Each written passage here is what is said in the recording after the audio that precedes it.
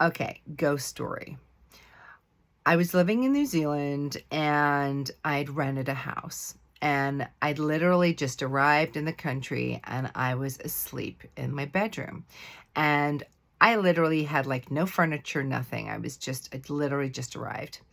And what happened was I'd gone to sleep and all I had in my room was this plastic chair.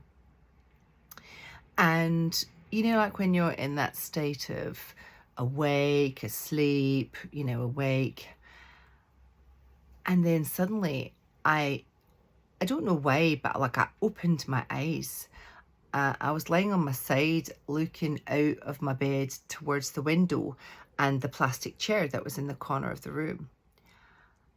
And like literally, I saw a little old lady sitting in the chair, and no word of a lie, I let out this almighty scream. I just went, ah, at the top of my lungs. I mean, I couldn't have screamed any louder, to the point that my flatmates who were in the other room came running into the bedroom. And they're like, what the fuck is going on? Like, what are you doing? Like, what's happening in here? And I'm like, there's a ghost in the chair, like over there. Oh my God, over there. And so I was just completely freaking out. I mean, like, I could see this woman, like she was sitting there and she was just looking at me. And everybody was like, Sarah, you need to calm down. Like, there is definitely no old lady sitting in that chair. And I was like, I could see her.